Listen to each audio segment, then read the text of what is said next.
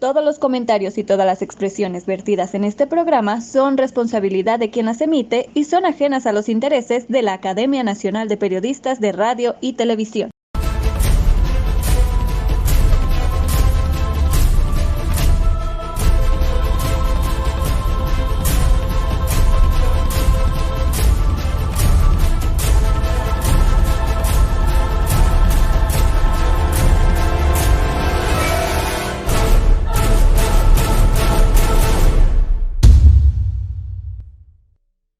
¿Qué tal amigos? Soy Rafael Ulet y le doy la bienvenida a una transmisión más de Juglarías.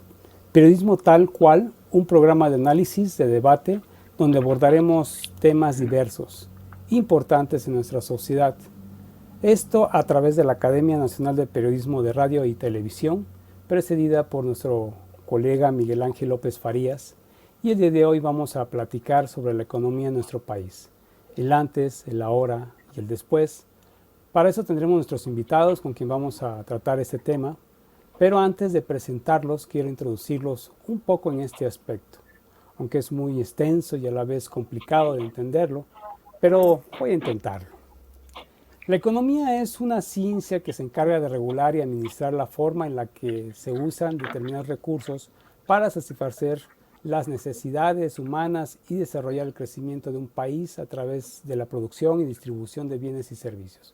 Para entender los principios básicos de esta ciencia es necesario que sepamos cómo funciona la economía de un país a fin de determinar qué actores influyen en ellas y en qué consisten los problemas económicos de una nación. La ley de la oferta y la demanda es uno de los factores básicos de nuestros modelos económicos, provenientes del estudio clásico de la economía consolidada por pensamientos liberales de filósofos como David Ricardo, como Adam Smith, creador este último de la metáfora de esta mano invisible que regula mercados, hasta llegar a los más, digámoslo así, los más recientes, como lo son von Mises, Friedrich Hayek, entre otros de la escuela austríaca, Milton Friedman de la escuela de Chicago, John Keynes, entre otros más.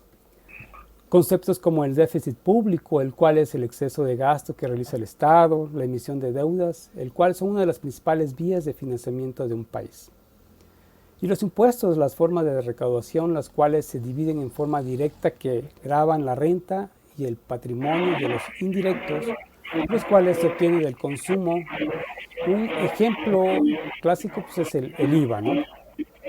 Comparte de la política económica que comprende las acciones y decisiones que las autoridades de cada país toman dentro del ámbito económico, y es a través de su intervención como pretende el Estado controlar la economía del país para proporcionar estabilidad y crecimiento, estableciendo directrices para su bien funcionamiento, y podemos considerar el objetivo a corto y largo plazo tales como el empleo, la estabilidad de precios, la balanza de pagos, y a largo plazo la satisfacción de necesidades colectivas, mejor distribución de la renta y la riqueza, seguridad de abastecimiento, entre otros puntos. El gobierno puede estimular la economía según la herramienta utilizadas por este, y se encuentran dos disciplinas, las cuales la fiscal, la monetaria, y en este último vemos el tipo de interés, la estabilidad de precios y el crecimiento económico. La economía juega un factor muy importante en nuestras sociedades de siglos inmemorables, la cual impacta a cada uno de nosotros. La política, por aparte, es una ciencia, tal como lo diría el mismo Platón, que es el arte de gobernar, y en la mezcla de ambas se consolida lo que llamamos la política económica. Existen estudios, filosofías referentes a la economía, escuela de estudios sobre los diferentes modelos económicos, pero ustedes han de haberse escuchado mucho de una palabra que está en boga en estos momentos, que es el neoliberalismo, pero esta es una corriente de un modelo económico y uno de otros más estudiados durante siglos, el cual es el capitalismo. Así también tenemos al socialismo y el comunismo y las mixtas. La educación, la salud, la vivienda y los problemas sociales, entre otros, son factores que la economía impactan para bien o para mal. En términos generales, la economía es una ciencia transversal muy esencial en la vida cotidiana de un país. La desigualdad es un tema principal en muchas naciones y es algo que se discute muy seguido, y la tendencia de algunos políticos es generar esa igualdad. Sin embargo, no se puede luchar con eso porque todos tenemos diferentes actitudes y dones para lograr cosas. Y desde ese aspecto somos totalmente diferentes. Y no podemos cambiarlos. Más bien la respuesta deberá de ser no de luchar por la igualdad, sino el dar mayores herramientas para generar oportunidades. O sea, mayor oportunidad para conseguir trabajo, vivienda, para comprar cosas que satisfagan nuestras necesidades, mejores oportunidades de servicio de salud, mejores oportunidades para una buena educación, entre otras. Es complicado hablar de detalle de la economía y la política. Sin embargo, podemos platicar de algo que sí nos puede dar un panorama general y de ahí tratar de acoplarlo a nuestro día a día. Y pues vamos, para bien o para mal, y vamos a platicar sobre ello. Y la sencilla respuesta, esta lo va a exponer o nos va a resolver y lo vamos a ver con especialistas económicos y de ahí en cascada se derivará las demás preguntas sobre nuestra situación financiera en lo particular. Para ello daré la bienvenida a nuestros panelistas, quienes ya se encuentran en estos momentos. Pues por un lado vamos a ir presentando a nuestro buen amigo Lorenzo Martínez Vargas, quien es colega académico de la AMPER, sociólogo, economista y periodista con 50 años de trayectoria, habiendo trabajado en la radio de la EX de Televisa, además de haber colaborado en Novedades, El Heraldo de México, Diario La Tarde y en diversas televisoras en distintos estados de la República como periodista económica. Y pues a quien le doy la bienvenida. ¿Cómo estás, Lorenzo? He apagado su micrófono. Bueno, vamos a presentar que están aquí en la toma pues a Rogelio Varela. ¿Cómo estás, Rogelio Varela? Muy bien, Rafa, ¿qué tal? Buenos días. Buenos días, licenciado en Ciencias de la Comunicación por UNAM desde 1984. Ha participado en diversos medios escritos y electrónicos. Actualmente escribe la columna corporativa en El Heraldo de México y ha participado en ADN 40 en el programa Índice Económico. ¿Cómo estás nuevamente, Rogelio? Buenos días a todos. ¿Qué tal? Buenos días, perdón que tenía apagado el micrófono. Buenos días, Marco, buenos días, Rafa, y buenos días, mi querido Rogelio. Muy bien, gracias. Lorenzo, Rogelio. Y bueno, vamos a terminar de dar esa presentación a Marco Antonio Mares, periodista desde hace 46 años, durante los cuales ha trabajado ininterrumpidamente en periódicos, revistas, radio, televisión e internet, como Telefórmula, Foto TV de Televisa, entre otros, especializado en negocios, finanzas y economía. Buenas tardes, Marco. Buenos días, buenas tardes. Bienvenido. ¿Cómo estás? ¿Cómo estás, Rafael Ulet? Muchas gracias por invitarme. Lorenzo Martínez Vargas, me da muchísimo gusto reencontrarte. Don Rogelio Varela, un gusto enorme estar con ustedes aquí esta mañana. Gracias. Gracias. Y bueno, vamos a arrancar con los temas del día y les comento, amigos, que la dinámica, bueno, ya les expliqué, van a ser de 4 a 5 minutos cada pregunta para desarrollarla y comenzaremos preguntando. Y tendría que ver con, ¿antes alcanzaba más el dinero en comparación de ahora, Lorenzo? Sí, efectivamente, teníamos mucho mayor fuerza el peso y sobre todo que la economía después de 2018 se contrajo en 2020, ahí sí el peso empezó a sufrir muchísimo. La economía se contrajo un 8,2% en 2020 con una fuerte caída en la primera mitad del año debido a los choques de ofertas y demandas derivados de la pandemia. Tú recordarás bien, bueno, de la pandemia del COVID-19, que tuvieron profundos impactos en las empresas, el empleo y los hogares. Entonces el peso se depreció muchísimo en 2020, pero en 2018 la depreciación no era tanta, porque en el 2018 tuvimos una caída en la economía, un incremento de 2%, 2.2% en 2018. Pero ya para 2020 el peso se depreció profundamente y la canasta básica aumentó en sus precios hasta el 80% en algunos productos, desde 20 hasta 80% en algunos productos. Entonces, esto, desde luego, por el problema de la pandemia y desde luego por una serie de de cuestiones del gobierno federal que no actuó a tiempo contra la pandemia, llegó tarde a combatir el COVID-19 y luego pues algunos problemas como la cancelación del aeropuerto de la Ciudad de México, entre otras cosas, fue que el peso se fue depreciando, mi querido Rafa. Ahora sí, volvemos contigo, Rogelio. Voy a hacerte otra vez la pregunta. ¿Cuál es la situación del país económicamente hablando antes del 2018? Sí, mira, hasta el 2018, digamos que las políticas económicas que se fueron instrumentando, pues generaron cambios estructurales importantes. Las reformas económicas de segunda generación, pues ayudaron a que, estamos hablando en este caso la reforma energética, la reforma en telecomunicaciones, permitieron a la economía tener una dinámica importante. Digamos que dentro del rango que tradicionalmente ha venido creciendo la economía, que es entre 2 y 3% al año.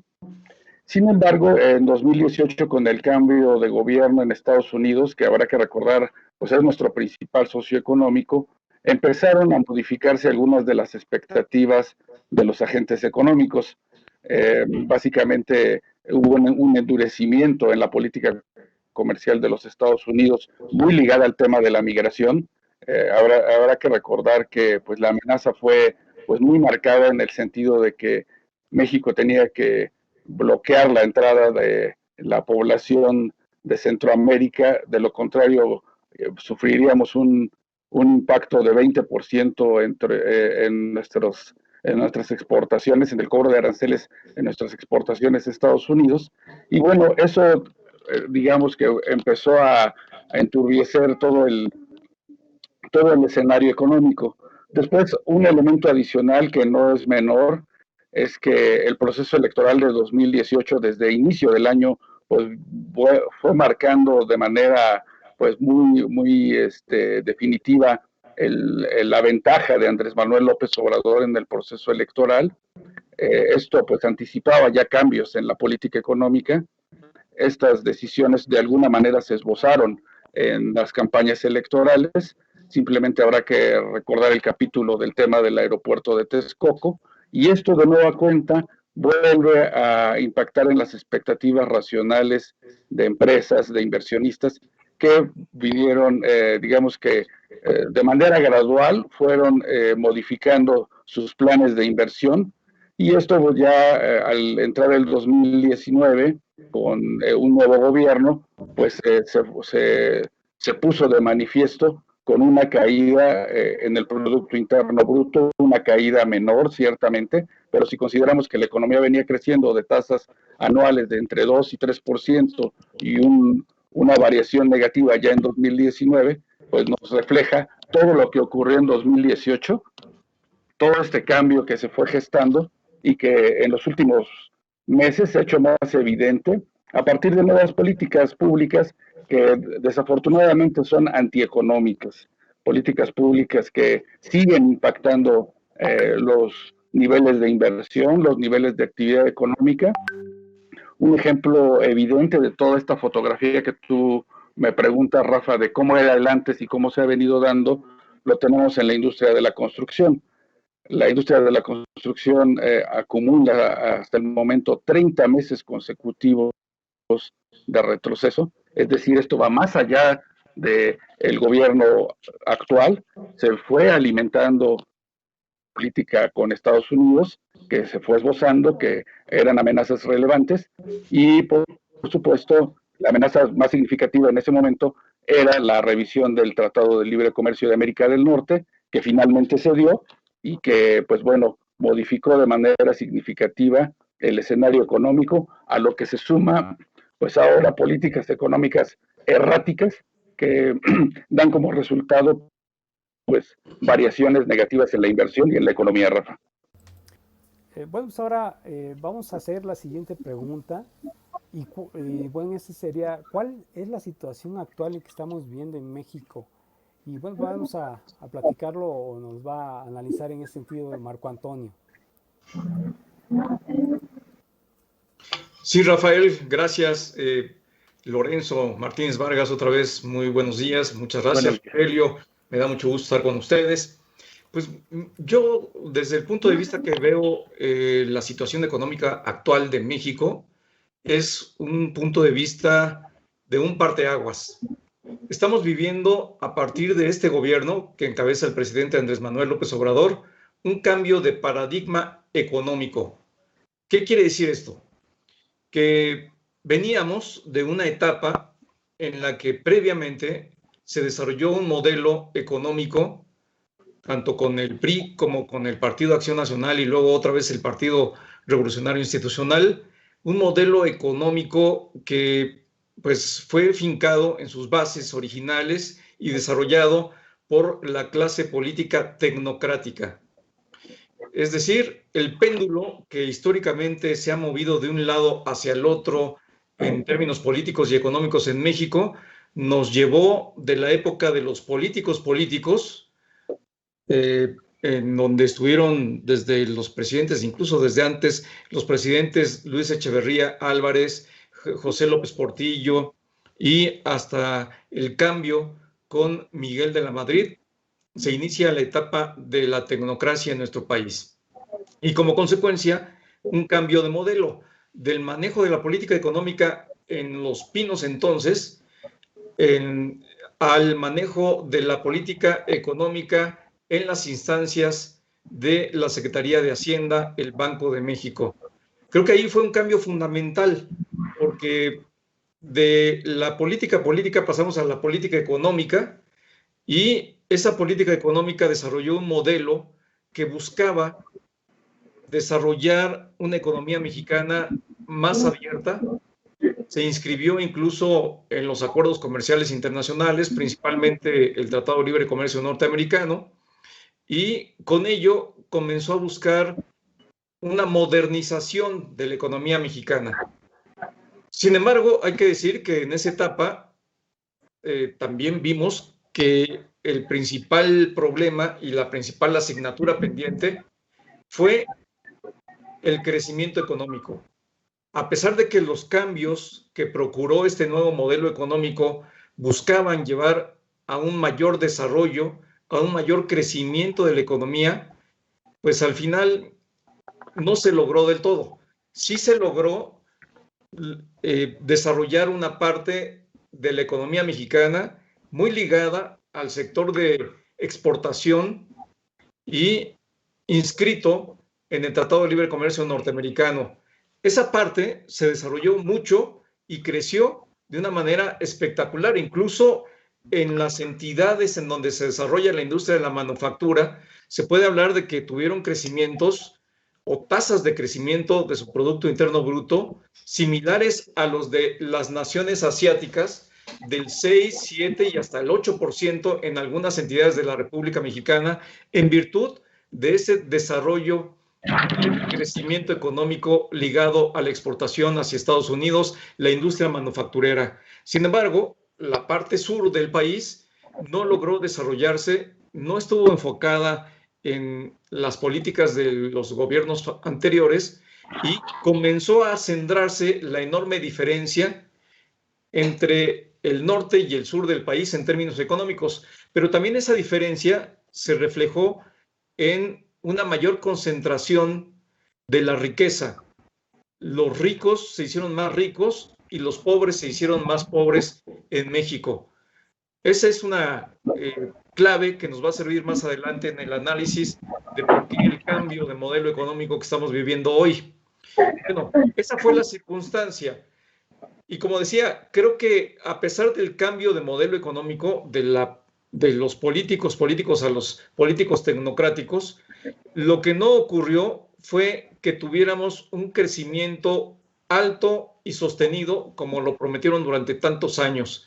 Decían que el objetivo era que México tuviera un crecimiento de su Producto Interno Bruto de alrededor del 6% y que este crecimiento se mantuviera por un periodo de 30 años por lo menos, para que las desigualdades económicas de la población comenzaran a ser superadas y comenzara a tenerse un país más desarrollado, más equilibrado. Bueno, pues así avanzaron los años, Pero hay que decir que lo que también ocurrió es que en este periodo de la etapa tecnocrática también se avanzó en términos políticos. ¿Por qué? Porque se dio una mayor apertura a los partidos políticos, se vio un mayor avance en el sistema democrático, hubo cambios en el Congreso muy sustanciales que con el tiempo derivaron en una traba muy singular para las reformas económicas de segunda generación que ya mencionaba hace un momento Rogelio Varela. Estas reformas económicas de segunda generación tenían que ver con el sector energético, con el sector de telecomunicaciones, con el sector educativo, con sectores muy importantes que buscaban o tenían el objetivo de encontrar la manera de lograr un mayor y mejor desarrollo económico. Ese avance democrático fue muy benéfico en términos políticos, pero muy negativo en términos económicos, porque los políticos, cuando son de oposición, van en contra de las reformas. Cuando llegan al gobierno, se dan cuenta de que se necesitan esas reformas, y eso ocurrió en el cambio del PRI al PAN. El PAN se opuso de muchas maneras a muchas de las reformas durante mucho tiempo, y cuando llegó al gobierno se dio cuenta que se necesitaban esas reformas y las comenzó a promover. Pero el PRI, que cuando era gobierno las promovía, y él, en el momento en que se convirtió en oposición, se convierte en un obstáculo para que se lleven adelante estas grandes reformas. Y así pasó el tiempo, perdimos mucho tiempo en esas reformas de segunda generación y pues vino otra vez la transición, pierde el PAN el poder, regresa el PRI y el PRI logra que se aprueben estas reformas económicas de segunda generación y pues la verdad es que todo el mundo estaba verdaderamente asombrado. México se convirtió en el foco de atención internacional porque ningún país del mundo se había logrado que se hicieran tantas reformas económicas tan amplias y tan prometedoras como lo había logrado México.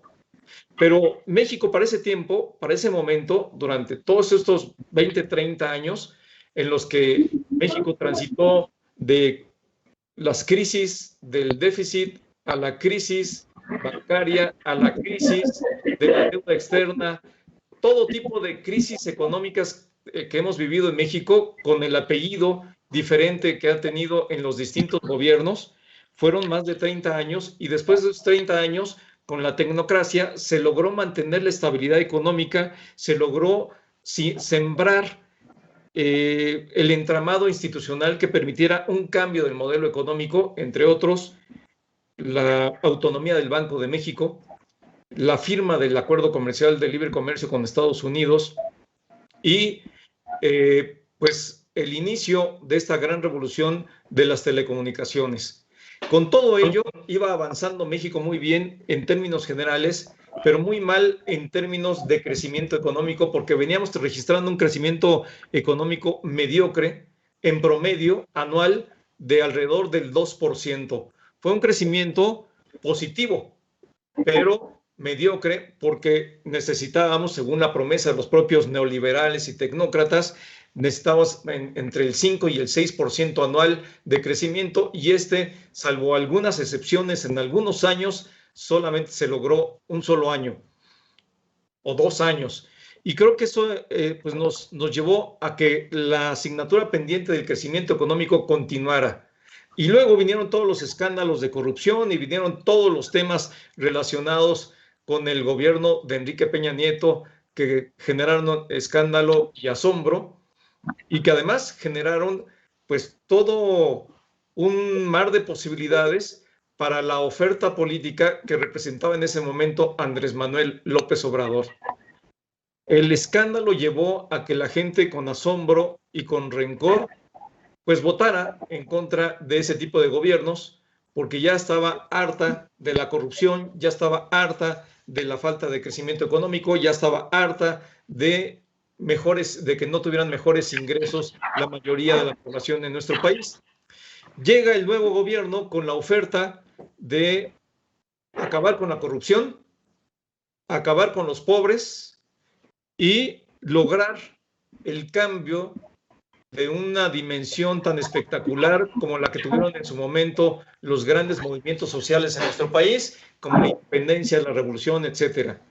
Esa es la oferta política y eso es lo que hace que este gobierno alcance el poder, sin duda alguna, con una de las votaciones más mayoritarias que partido alguno había registrado hasta ese momento. Sin embargo, tú nos preguntabas cuál es el contraste entre lo que pasaba antes y lo que está pasando hoy. Bueno, pues lo que pasaba antes es que teníamos un crecimiento muy mediocre, pero al final de cuentas era un crecimiento mediocre pero positivo. Llega el nuevo gobierno y con su mala gestión gubernamental y con su propósito de cambiar el modelo económico, lleva adelante una gran cantidad de políticas erráticas que comienzan a asustar a los inversionistas, que comienzan a verse frustrados los intentos y objetivos de lograr un mayor crecimiento y al contrario se convierten en un retroceso económico. Y en el primer año de gobierno, este gobierno registra la primera recesión después de muchos años de crecimiento mediocre, pero crecimiento positivo. Este gobierno en su primer año lo convierte en crecimiento negativo, en una recesión, pues sí, mínima, pero al final de cuentas, recesión. No existía entonces el COVID, no había pretexto para echarle la culpa a otra o a otro elemento, a otro factor. Fue la mala gestión gubernamental la que provocó que se tuviera una recesión económica en nuestro país. Luego viene el segundo año de gobierno y en ese segundo año de gobierno lo que estamos viendo es la continuación y exacerbación de estas políticas económicas que están muy ligadas al modelo económico que privó durante la etapa en la que nos gobernaron los políticos, cuando la política económica se hacía en Los Pinos. Hoy podríamos decir que la política económica se hace en Palacio Nacional, y aunque ahí está también la Secretaría de Hacienda, no necesariamente en la oficina del titular de las finanzas públicas. Se hace en la Presidencia de la República, que está concentrando cada vez más el poder en todos los sentidos, en todos los órdenes, y hemos visto que a partir de este nuevo gobierno ha habido un desmantelamiento de todo el entramado institucional con los órganos autónomos, que ha buscado pues eliminarlos, por lo menos reducirlos o en su caso cortarlos. En segundo lugar, pues ha golpeado también a la autonomía del Banco de México, ha amenazado a pues esta entidad. También se ha enfocado en, y esto desde antes incluso de que fuera gobierno, detener la apertura al sector privado nacional e internacional de su participación en el sector energético. Detuvo las subastas petroleras porque México, en virtud de otras medidas que se tomaron en gobiernos anteriores, se fue convirtiendo poco a poco en el foco de atracción de las inversiones internacionales y nacionales por la enorme potencialidad y expectativa que generaban esas reformas económicas, entre ellas la energética. Bueno, antes de ser gobierno, este gobierno tuvo esa facultad de detener las rondas petroleras y con ello las inversiones que se venían realizando en este sector. Luego siguió con las inversiones en el sector eléctrico, también detuvo las subastas de largo plazo, que son subastas muy importantes y que venían cumpliendo un papel de atracción de inversiones también muy importante. Y comienza este gobierno a concentrar o a pretender concentrar todo lo que anteriormente se tenía en nuestro país en calidad de monopolio, tanto en Petróleos Mexicanos como en la Comisión Federal de Electricidad, y en consecuencia esto ha cambiado de una manera muy radical la perspectiva del gobierno mexicano desde el punto de vista de los inversionistas nacionales e internacionales. Hoy estamos, como decía en un principio, en un cambio de paradigma en donde este gobierno está buscando cambiar el modelo económico, cambiar el status quo de la situación económica, romper la relación entre el poder político y el poder económico y tratar de llevar adelante un modelo que, por lo menos históricamente, ha demostrado que no tiene un final feliz, por lo menos en términos de crecimiento, por lo menos en términos de redistribución de la riqueza y por lo menos en términos de éxito, de progreso económico y social para nuestro país. En términos generales, esa es la perspectiva que yo veo en el contraste de lo que venía ocurriendo y lo que está pasando en apenas 2 años de este nuevo gobierno. Muy bien, Marco, muy bien. La verdad es que te iba a hacer una pregunta, pero ya me la contestaste. Estuvo muy bien, excelente. Gracias, Marco Antonio. Ahorita vamos contigo con otra de los puntos que estábamos manejando el día de hoy. Y en este caso, Lorenzo Martínez Vargas, ¿nos podrías contestar? ¿Cuál es tu opinión? Si estás de acuerdo con el gobierno de López con crear programas sociales tendientes a un estado retributivo. No, desde luego que no estoy de acuerdo con esto. Mira, lo que sucede, y como yo veo la situación, es que México vive estancado desde hace varios lustros, como ya lo comentó muy ampliamente mi querido Marco Mares. Dijo, México vive estancado desde, pues, no sé cuántos, unos 4 o 5 lustros. Ni avanza en lo económico, ni resuelve su problemática social. Por ello, no hay duda que México requiere un cambio de rumbo. México necesita un viraje sustantivo en el camino por el que se le ha conducido durante las últimas décadas. Es hora de reconocer que nuestros grandes problemas nacionales, los actuales y los históricos, no tienen solución si seguimos por el mismo camino, si no se realizan reformas de fondo y si no se diseñan políticas alternativas, que este gobierno no lo está haciendo, sus reformas han sido muy a modo. También debe de diseñar las políticas alternativas. Si no se imagina y realiza un nuevo proyecto para el desarrollo nacional, es hora de tenernos confianza. Necesitamos tenernos confianza de soñar y de pensar en grande para perfilar a la nación en contextos mundiales nuevos y más competitivos. De pensar con grandeza para arrojar los lastres que nos frenan y para anticipar los nuevos desafíos. Nuestros grandes rezagos, nuestros lacerantes contrastes y nuestras profundas desigualdades económicas y sociales no tendrán solución si no adoptamos nuevos enfoques y perspectivas que rompan con las inercias que nos frenan. Y bueno, pues esto nos está llevando todavía por un mal rumbo, porque no hay estos cambios de inercias, porque el gobierno actual, el gobierno de López Obrador, nos está llevando por un derrotero que tarde o temprano vamos a acabar muy mal. Eso es lo que yo opino respecto a tu pregunta, mi querido Rafael. Gracias, Lorenzo. Rogelio Varela, ¿estás de acuerdo que el gobierno retributivo de López, una especie de Robin Hood, de quitarle a los ricos para darle a los pobres, es ideal y sustentable? Fíjate, Rafa, que desafortunadamente esas políticas han en otras latitudes pues comprobado su error. México en los últimos años, además de todo lo que manifestó muy bien Marco en este resumen que hizo de las últimas administraciones, ha adolecido de 2 problemas significativos. Uno es el fiscal, un sistema fiscal que no nos ha permitido tener los amortiguadores cuando vienen los choques externos. Me preguntabas hace un rato sobre cómo fueron los sexenios de Fox, de Calderón, del presidente Peña, y pues también en el caso de el presidente Fox, en el presidente Calderón, sufrieron de los choques externos y eso generó caídas en la economía, y estas caídas no se pudieron amortiguar por un sistema fiscal que es muy endeble, donde pues la recaudación, que en ese tiempo era menor a 11 puntos del PIB, pues no permite financiar pues programas sociales, programas educativos, programas de cambio que permitan hacer frente al otro problema que sigue encarando México desde hace décadas, y es el de la pobreza estructural.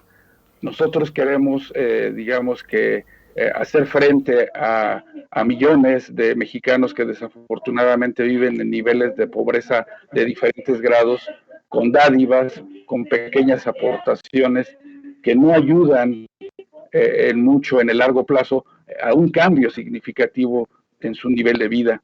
Desafortunadamente tenemos una pobreza estructural que va desde la parte del acceso a un mejor trabajo, a un mejor empleo, a un empleo bien remunerado.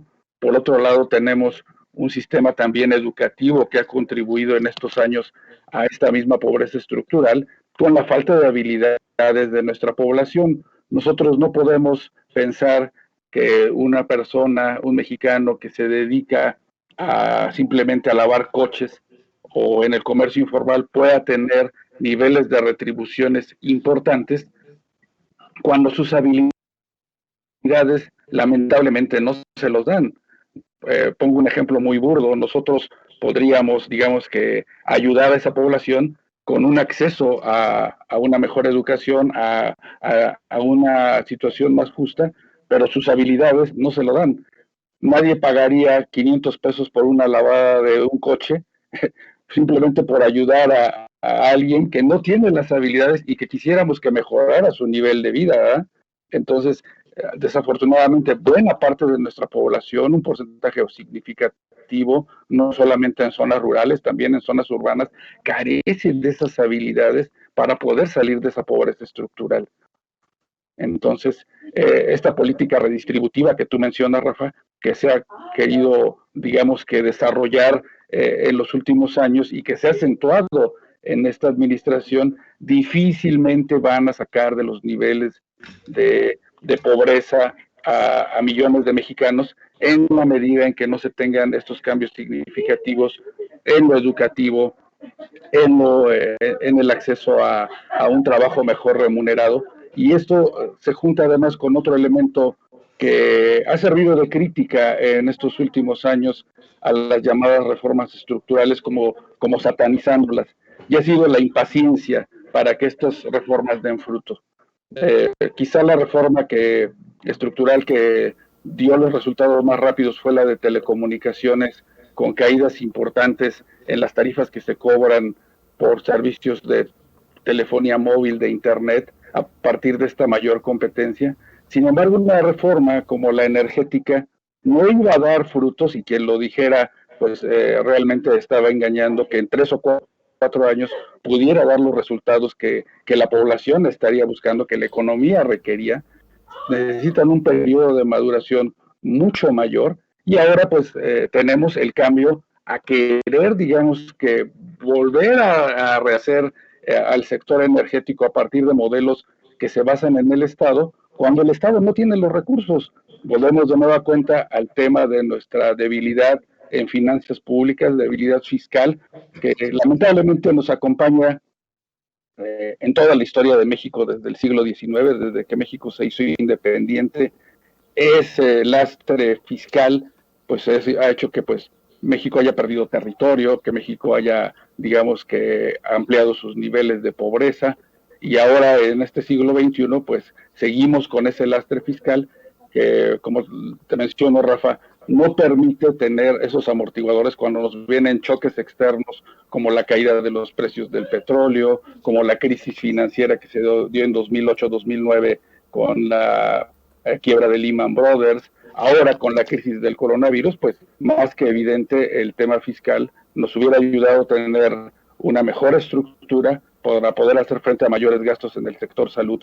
Así es de que este sistema redistributivo lamentablemente es solamente un paliativo, una aspirina para un enfermo de cáncer, y que difícilmente con el paso del tiempo, y lo hemos visto en estos años, va a sacar de la pobreza a millones de mexicanos que así lo exigen y que así cuestionaron en su momento, como lo mencionó Marco muy bien, el modelo llamado ahora neoliberal, por, digamos que sus pocos resultados para hacer frente a la crisis de pobreza, a la crisis de desigualdad que vive el país. Y bueno, en ese sentido, Rogelio, ¿tú qué crees qué sistema o qué modelo económico está implementando actualmente el gobierno de López?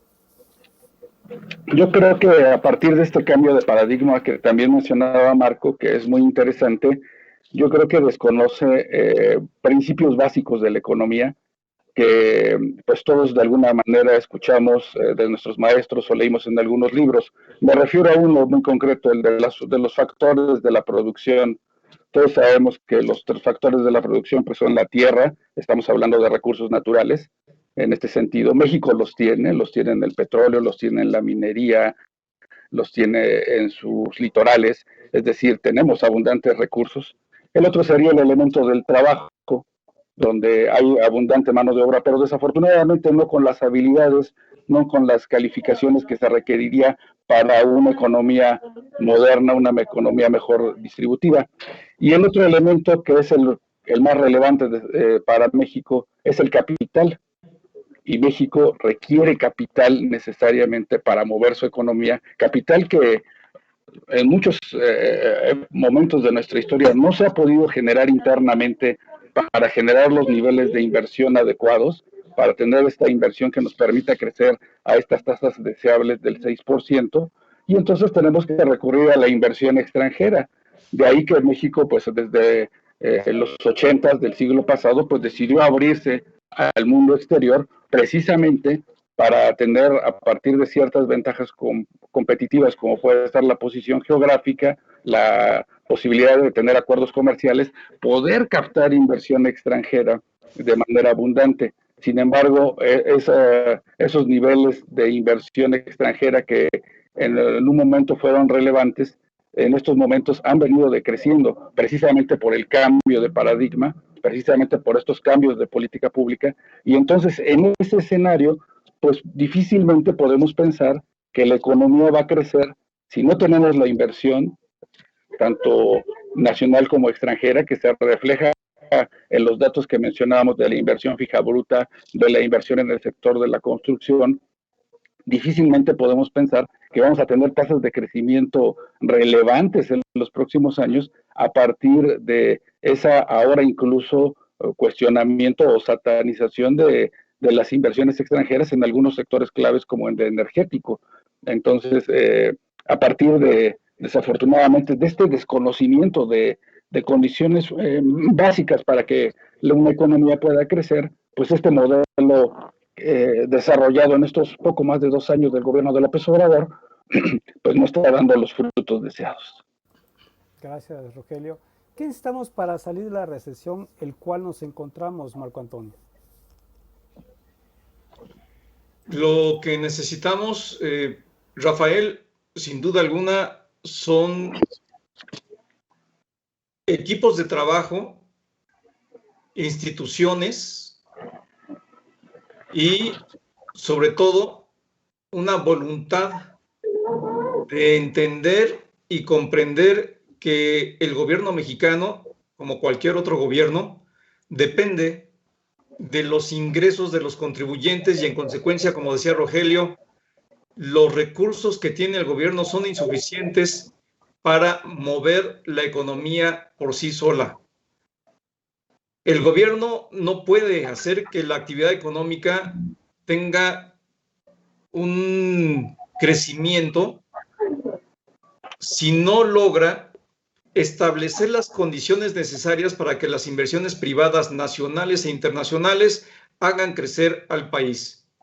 Y hay que decir una cosa que es bien importante, Rafael, lo decíamos en un principio. Este gobierno ha empezado con el pie izquierdo porque su primer año de gobierno registró recesión y su segundo año de gobierno registró la segunda recesión más profunda de su historia en casi 100 años. 8.5% de caída en su Producto Interno Bruto. Y hoy, de acuerdo con lo que está estimando el secretario de Hacienda y Crédito Público, Arturo Herrera, México tiene una expectativa de crecimiento para el cierre de este año 2021 de 5.3% en promedio. Ese 5.3% lo dicen con mucha algarabía y optimismo. Hay muchos analistas que consideran que está marcado por un excesivo optimismo, pero yo diría que sí deberíamos de darle las gracias y pararnos de pie para darle las gracias al señor presidente, que vamos a lograr tener un crecimiento del 5.3%. Y tenemos que aplaudir de manera muy fuerte y sonora y decirlo con todas sus letras. Gracias, señor presidente Joe Biden. porque es el presidente de Estados Unidos el que va a permitir que la economía de México rebote.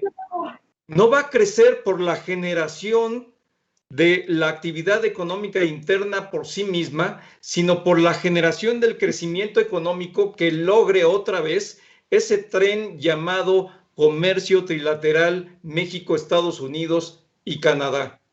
En virtud de ese crecimiento de las exportaciones, pero sobre todo en la coyuntura, en virtud de la aplicación de la política fiscal del señor presidente Joe Biden, que está derramando 1.9 billones de dólares entre las personas y las empresas de Estados Unidos, y que por ende eso nos va a impactar de manera positiva en la economía mexicana. Eso nos va a llevar a que tengamos ese arrastre, esa potencia para crecer al 5.3% en el mejor escenario que se cumpla la expectativa del secretario de Hacienda y Crédito Público.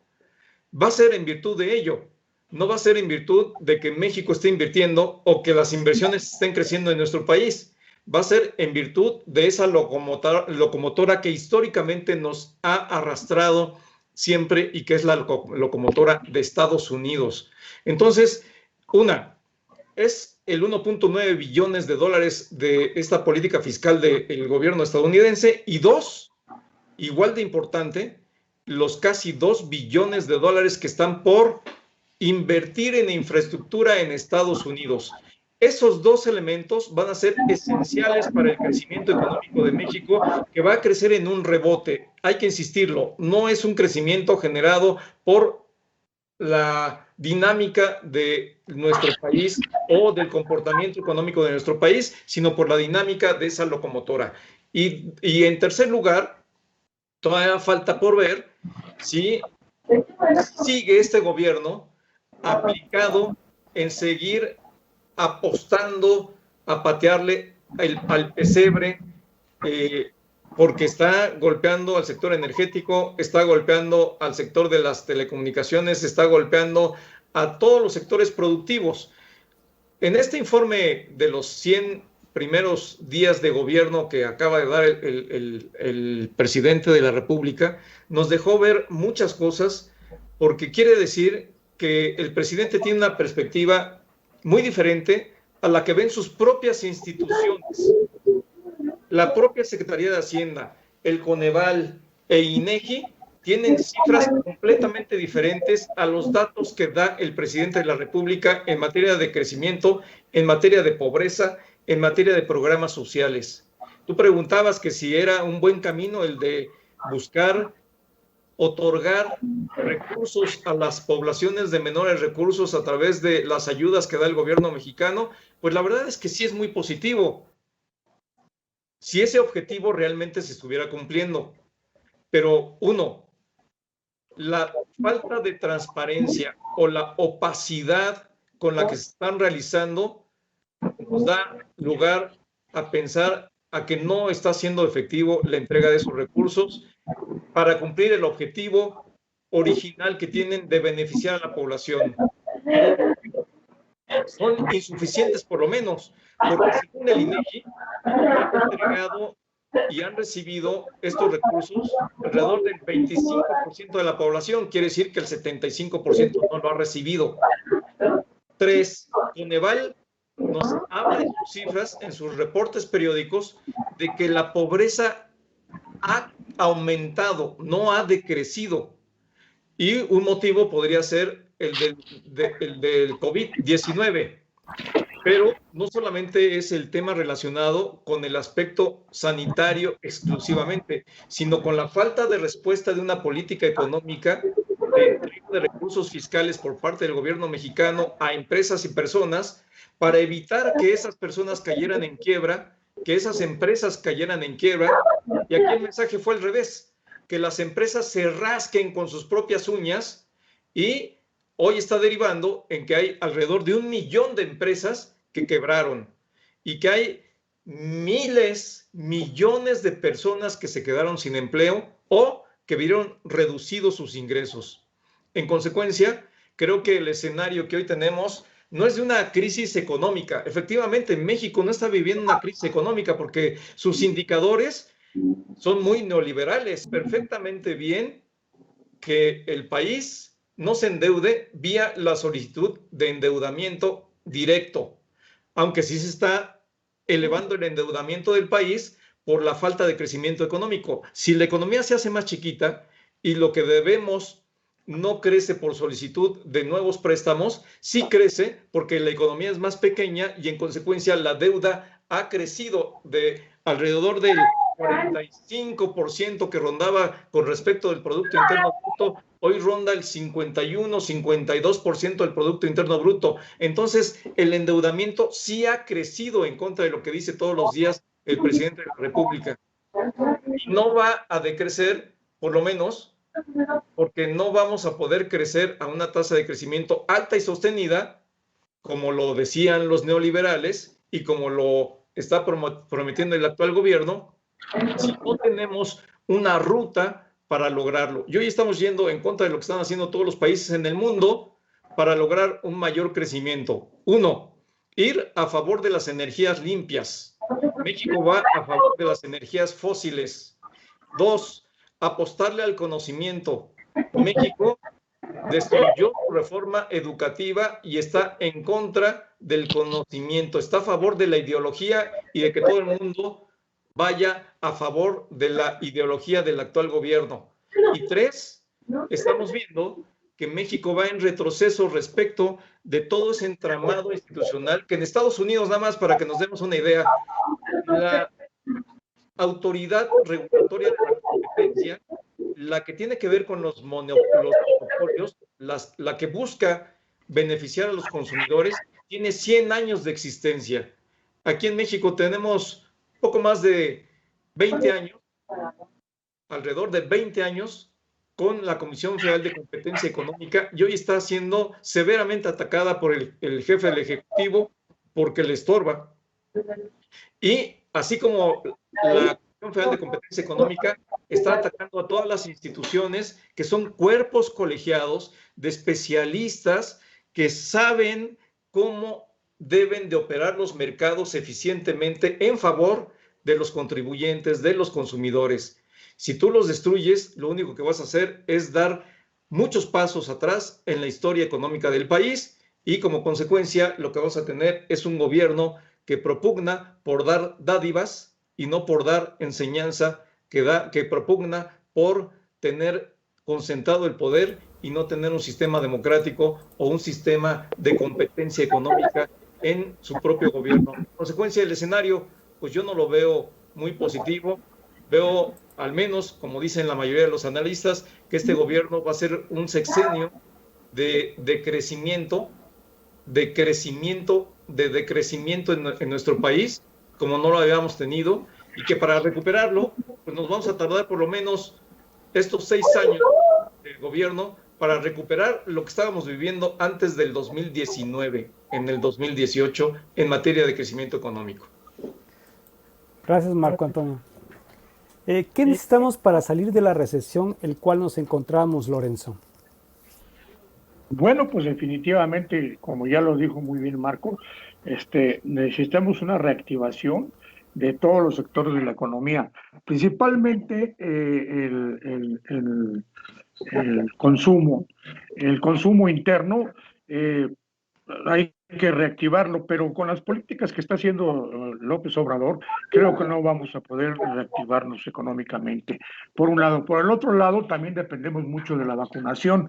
Es decir, mientras las vacunas sean mucho más rápidas, podremos salir más rápido de este embrollo económico que tenemos. Como tú sabes bien, la pandemia también tuvo mucho que ver para la economía mexicana. Independientemente de los malos enfoques gubernamentales, también la pandemia hizo, sobre todo con esta nueva normalidad, hizo que se cerraran todos los negocios, y mientras no se abran todos los negocios en el país, seguiremos decreciendo económicamente. Yo pienso que es uno de los aspectos más importantes y fundamentales. Nosotros es dejar de apostarle a las energías fósiles, como lo hace el gobierno federal, y crear, seguir con la inversión en las economías, digo, en las energías limpias, porque aproximadamente se habla de unos 20,000 millones de dólares que se van a dejar de ejercer en México por parte de las industrias internacionales de energías limpias.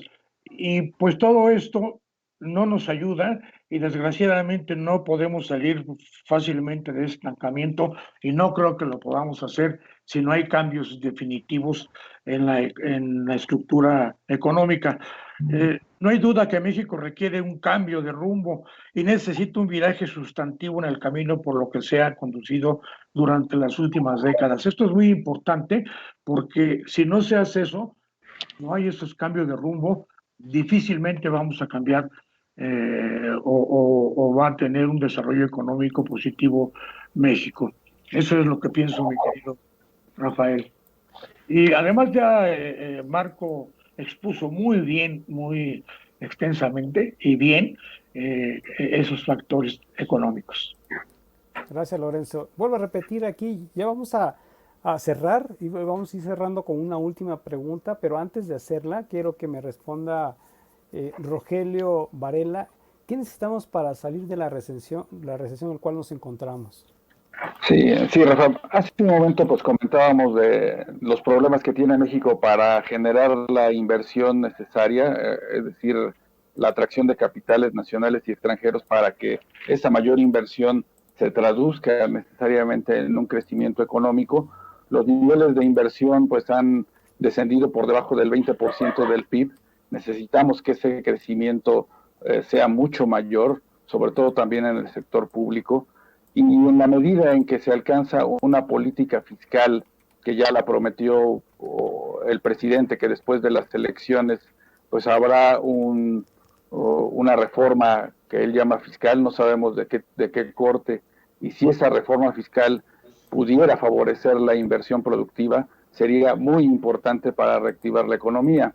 En otros países, concretamente en Estados Unidos, recordaremos que el presidente Trump decidió bajar el impuesto a las empresas precisamente para alentar la actividad económica, y entonces esto pues permitió de alguna manera a Estados Unidos seguir creciendo de manera significativa.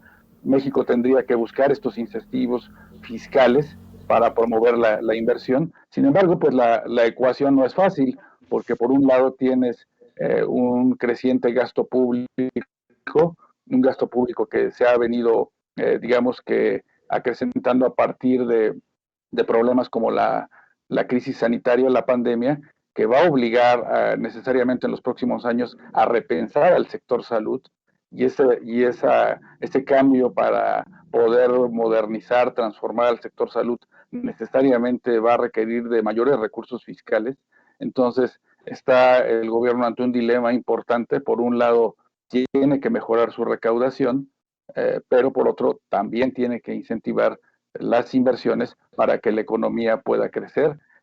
No podemos seguir dependiendo de la dinámica de Estados Unidos para poder, digamos, que tener un crecimiento económico relevante. Mencionaban hace un momento de pues, las expectativas para este año que, pues en el caso del gobierno, rebasan el 5% del PIB. Sin embargo, si vemos ese mismo escenario para 2022, pues ya vamos a regresar de nueva cuenta, en el mejor de los casos, a los niveles de crecimiento que se tenían en el pasado, es decir, de alrededor del 2% o quizá menos, a partir de esta ausencia de políticas que puedan incentivar la inversión. Esa va a ser, digamos que, la disyuntiva en la que se enfrenta el gobierno federal para poder, digamos que, apoyar un crecimiento económico más vigoroso, que seguramente difícilmente se dará por los factores que se han mencionado, el hecho de que pues estén cuestionando las políticas estructurales que podían generar una mayor dinámica económica, pues no, definitivamente no van a ayudar en nada a atraer esta inversión, porque también hay una crisis de confianza que inició antes de que empezara el gobierno con la cancelación del aeropuerto de Texcoco.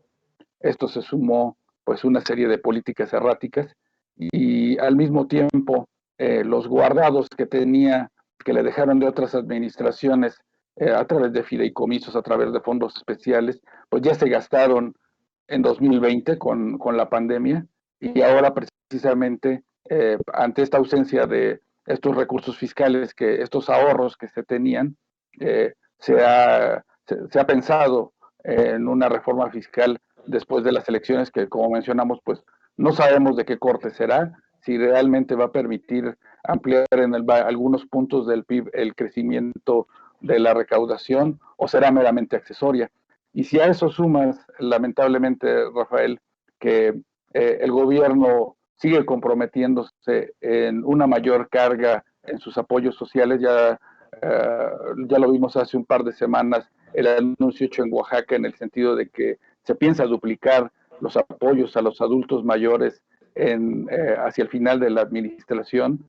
Esto pues va a implicar que solamente en ese rubro, pues de un punto del PIB que se destina a estos apoyos a los viejitos, a nuestros adultos mayores, se duplique a 2 puntos del PIB.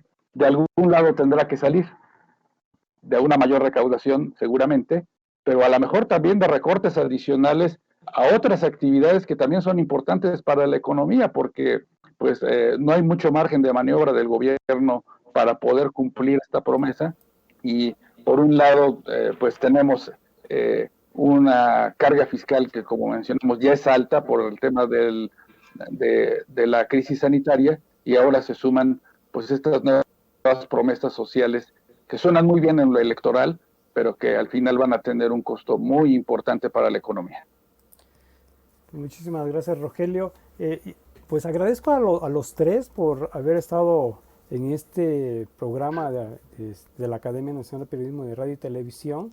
La verdad es de que han dado una ponencia bastante sustancial, bastante importante. Esperemos que nuestros amigos que nos estén viendo posteriormente, pues tengan un referente de cómo está nuestra economía del país y cómo se va a verse el panorama de aquí a unos 2-3 años. La última pregunta que quiero hacerles, y que ahí ya con eso cerramos, y les daría 2 minutos para poder también cerrar, 2-3 minutos a lo mucho, y a cada uno se los voy a hacer, ¿creen que podamos cerrar un sexenio con una economía prometedora en favor de los mexicanos? Empezamos con Marco Antonio. Gracias, Rafael. Bueno, una cosa es la esperanza y otra cosa es la realidad. Yo mantengo la esperanza de que México, que es un país muy grande y que tiene mucho talento y que tiene una gran cantidad de mexicanos con mucha fuerza y mucha voluntad, pueda sobreponerse. Pero la realidad es que tenemos un gobierno que hasta ahora no ha demostrado que tiene un plan de gobierno de largo plazo. Lo que hemos visto hasta ahora son pues medidas que parecen más ocurrencias que políticas definidas y planeadas. En ese sentido, yo creo que no podemos esperar que haya una mejoría de la población en términos reales. Quizás sí habrá mucho más personas que reciban estas ayudas gubernamentales, pero eso, como lo decía muy bien Rogelio Varela hace un momento, no los va a hacer mejorar en mucho su condición económica. Y en cambio, sí va a haber muchos más, o miles, quizás millones de mexicanos más, que van a retroceder en su estatus económico actual. De hecho, ya se ha visto que una muy buena cantidad de mexicanos, antes de clase media baja o de clase media media, ahora ya están en niveles de pobreza, en distintos niveles de pobreza.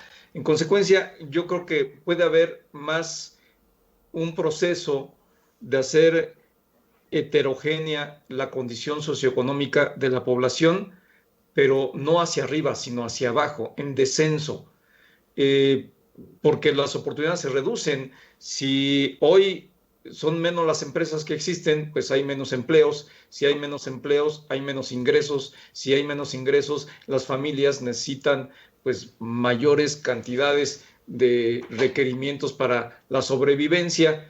Y en ese sentido yo lo veo con cierto pesimismo. Lo que veo positivo es que hasta ahora se ha mantenido la ortodoxia en el manejo económico. Pero como decía también Rogelio, falta ver cuál de los grupos que hay en el gobierno resulta ganador en el impulso de la nueva reforma fiscal que viene. Se habla mucho de una reforma que va en contra de los ricos, de los más ricos, según ellos, pero pues los más ricos, en realidad, para que tú estés al nivel de los más ricos no necesitas mucho, porque la diferencia que hay en los distintos segmentos económicos, sí es muy evidente, y mucha gente hoy puede estar considerada en segmentos de población muy privilegiada, cuando en realidad pues apenas tienes en términos económicos cierta estabilidad, ¿no? Y muchos de ellos podrían resultar desfavorecidos. Se habla de que van a aplicar impuestos a la población que tiene patrimonio de alrededor de 20 millones de pesos. Y que pues mucha gente dirá, bueno, pues es que sí, ya 20 millones de pesos es mucho. Sí, porque hoy la población, la mayoría de los mexicanos tienen ingresos inferiores a los 15,000 pesos.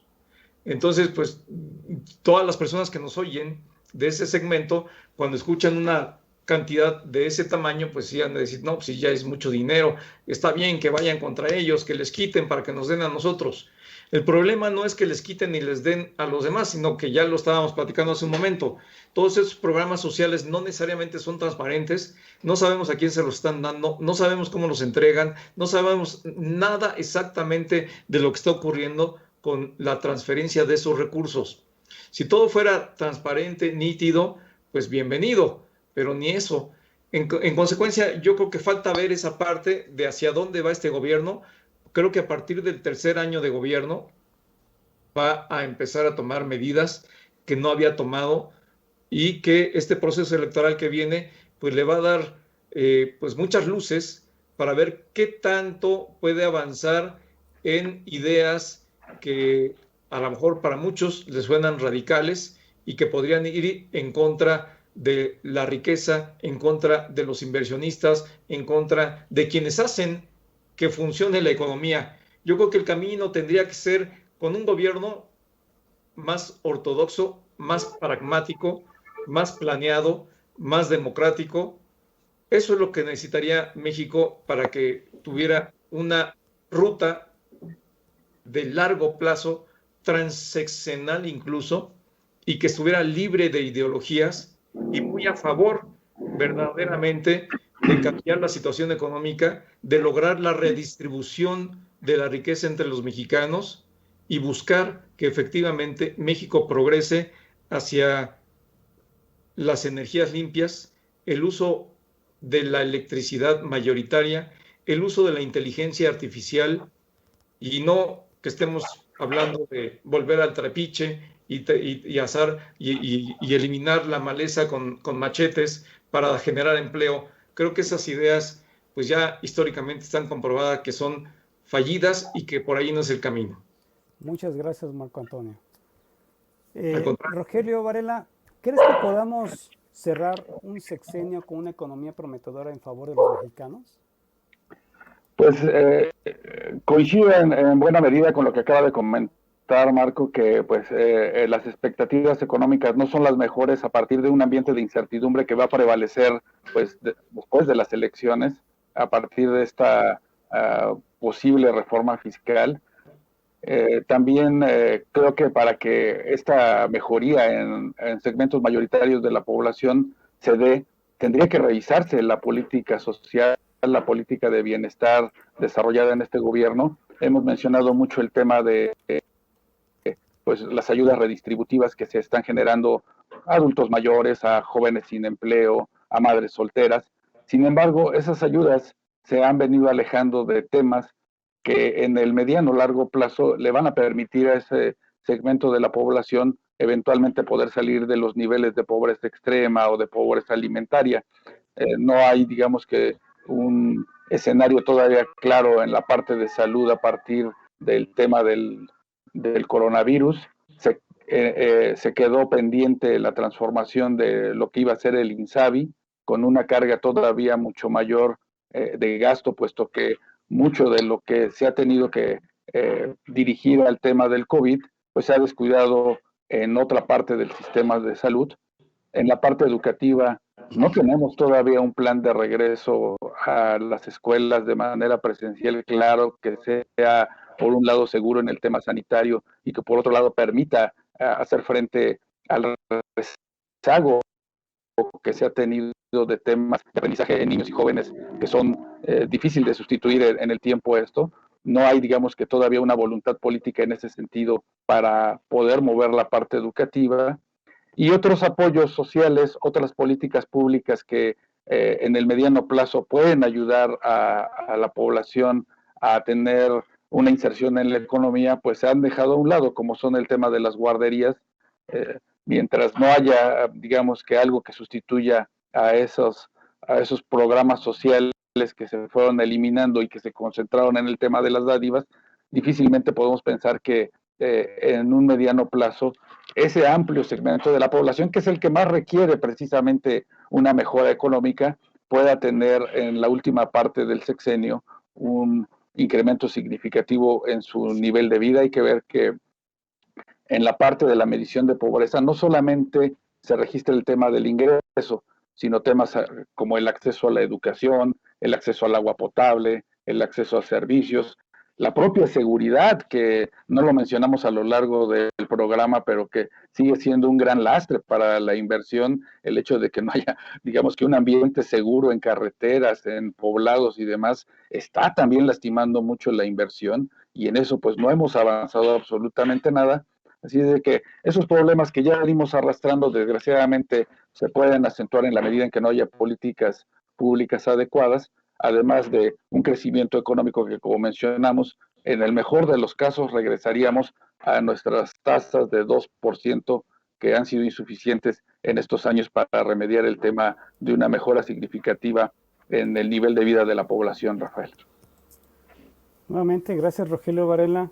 Y bueno, vamos a cerrar este programa y todo este tema con Lorenzo Martínez Vargas, y vuelvo a preguntarle, ¿crees que podamos cerrar un sexenio con una economía prometedora en favor de los mexicanos? Bueno, pues yo quisiera que así fuera.